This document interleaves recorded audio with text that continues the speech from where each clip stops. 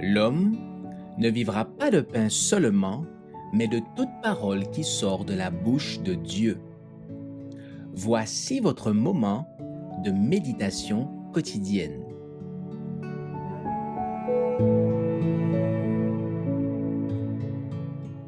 Le second Adam reprend la possession du monde le 3 février.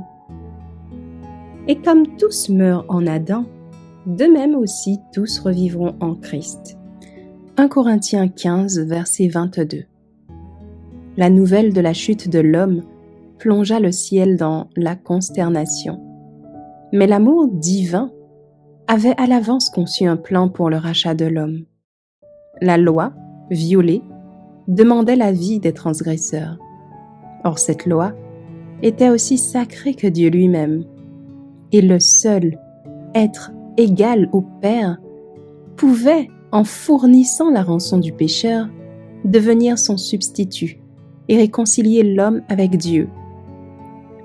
Cet être, c'était le Fils de Dieu, le glorieux commandant des armées du ciel.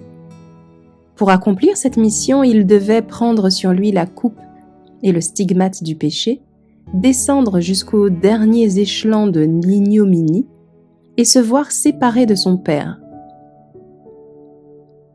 Le plan du salut qui prévoyait l'immolation de l'agneau sans défaut et sans tache avait été formé avant la création du monde. Et néanmoins, ce ne fut pas sans lutte que le roi de l'univers consentit à abandonner son fils à la mort pour une race coupable. Mais Dieu aima tellement le monde qu'il donna son fils, afin que tous ceux qui croiraient en lui ne périssent point, mais qu'ils aient la vie éternelle.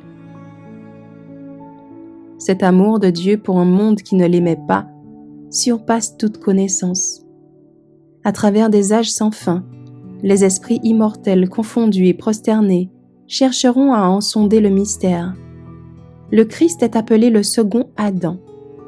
Il a commencé où le premier Adam avait commencé, dans la pureté et dans la sainteté, en relation avec Dieu et aimé de lui. Le Christ fut tenté de maintes façons par Satan, plus cruellement que ne l'avait été Adam et dans des circonstances plus douloureuses encore. Le subordonneur se déguisa en ange de lumière, mais le Sauveur résista à ces tentations. Jésus racheta la chute ignominieuse d'Adam et il sauva le monde. Il vécut la loi de Dieu et il honora cette loi dans un monde de transgression. Il révéla à l'univers céleste, à Satan et à tous les fils et à toutes les filles d'Adam que par sa grâce l'humanité peut garder la loi de Dieu. La victoire du Christ fut aussi totale qu'avait été complète la défaite d'Adam. Nous devons donc résister à la tentation et obliger Satan à s'éloigner de nous.